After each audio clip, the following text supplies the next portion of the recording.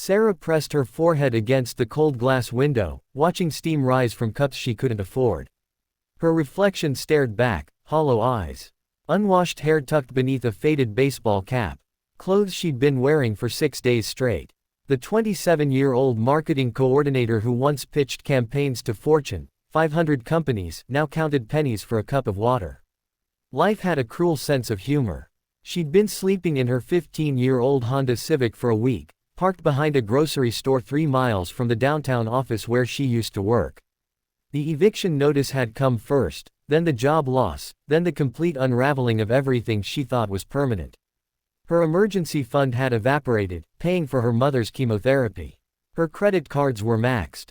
Her friends had their own struggles, and pride. That stubborn, stupid pride kept her from asking for help until it was too late. Inside the coffee shop, Marcus wiped down tables during the afternoon lull. At 42, he'd seen enough of life's sharp edges to recognize someone standing on one. He noticed the young woman outside, not because she looked homeless, but because she looked lost. There was a difference. Homeless was a circumstance. Lost was a state of the soul.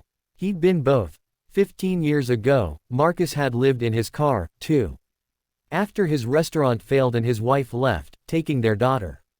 He'd spent 8 months wondering if anyone would notice if he disappeared.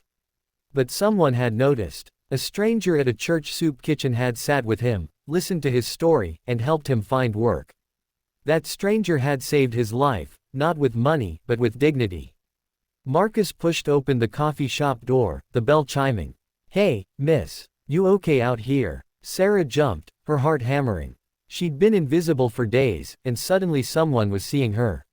"I'm fine," she said automatically. The lie everyone tells. "You look cold." Marcus's voice was gentle, non-judgmental. "I'm about to make myself a coffee. Would you like one on the house?" Every instinct screamed at Sarah to refuse, to protect what little dignity she had left, to not be a charity case, but she was so tired, and the cold had seeped into her bones, and something in this man's eyes told her he wasn't offering pity. "I don't have money," she whispered. "Didn't ask you for any." Marcus held the door open. "Come on, it's too cold to be standing out here." The warmth of the coffee shop hit Sarah like an embrace. Marcus gestured to a corner booth away from the other customers. "Have a seat. How do you take your coffee?" "Black is fine." She slid into the booth, her body sagging with exhaustion.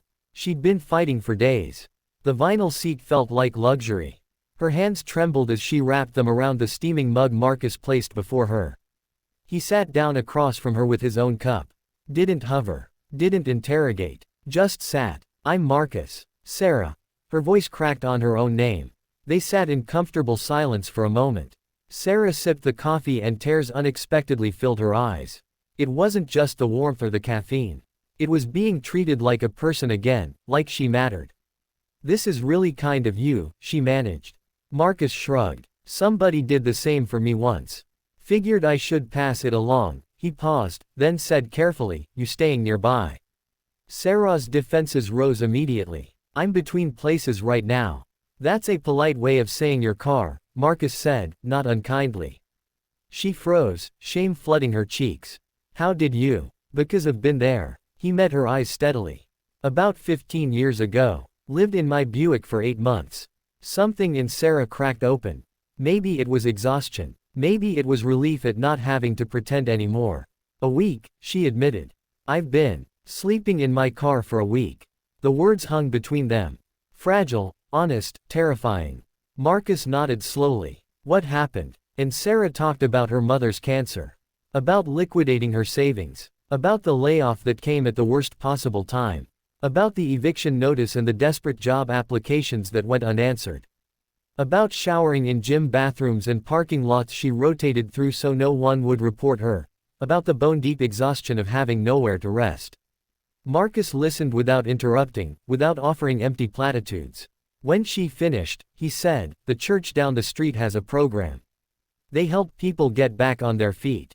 Temporary housing, job placement, that kind of thing. Would you let me make a call?" Sarah hesitated. "I don't want charity." "It's not charity. It's community." Marcus's voice was firm. "I work with them sometimes. Good people. They helped me when I needed it. Let me pay it forward." Something shifted in Sarah's chest.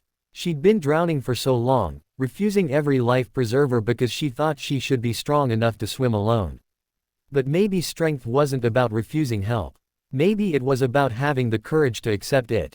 Okay, she whispered. Marcus made the call right there. 40 minutes later, a woman named Patricia arrived with kind eyes and practical information. There was a room available at a transitional housing facility. It was clean, safe, and Sarah could stay while getting back on her feet. There were resources, resume workshops, job boards, counseling services. We've all needed help sometime, Patricia said simply. Let us help you. That night, Sarah slept in a real bed for the first time in a week. She cried into the pillow, tears of relief, gratitude, and grief for the pride that had almost kept her suffering alone. The next morning, Marcus stopped by the facility with a bag of toiletries and a box of pastries from the coffee shop. Thought you might need these, he said. Why are you doing this? Sarah asked. You don't even know me. Marcus smiled. I know enough. And I remember what it felt like when someone saw me as a human being instead of a problem. That guy changed my life. Not with money, with presence, with showing up. Over the following weeks, Marcus became a steady presence. He didn't solve Sarah's problems for her, but he showed up. He connected her with a friend who needed temporary marketing help. He invited her to the coffee shop for meals when she looked tired. He checked in without being intrusive. 3 months later, Sarah landed a full-time position at a nonprofit. It paid less than her old job, but the work felt meaningful. She moved into a small apartment, started rebuilding, and every Tuesday. She met Marcus at the coffee shop, not as a charity case and her benefactor, but as friends. She'd learned his daughter's name, heard about his dreams of reopening a restaurant someday, discovered his terrible jokes and surprising talent for crossword puzzles. 6 months after that first cup of coffee, Sarah volunteered at the same program that had helped her. She started noticing the people others walked past, the ones standing outside shop windows looking lost. One rainy afternoon, she spotted a young man sitting on a bench outside the library, his backpack his only shelter. Sarah recognized that look, that lost, exhausted, trying to be invisible look. She walked over, umbrella in hand. Hey, you okay? There's a coffee shop down the street. Can I buy you a cup? Get you out of this rain. The young man looked up, surprised, suspicious, desperate. I don't have money. Didn't ask you for any, Sarah said, echoing Marcus's words from months before. Come on, nobody should be sitting in the rain. As they walked together toward the coffee shop, Sarah felt the circle completing. One act of kindness had saved her. Now she could pass it forward. Not because she was required to, but because she'd learned the most profound truth. We survive by helping each other survive. The coffee shop door chimed as they entered. Marcus looked up from behind the counter, caught Sarah's eye, and smiled. He understood immediately. Without a word, he started making 2 coffees because that's what humans do. That's what we're supposed to do. We see each other. We show up. We offer coffee and dignity and the simple revolutionary act of treating each other like we matter because we do. All of us. Even especially when we're lost.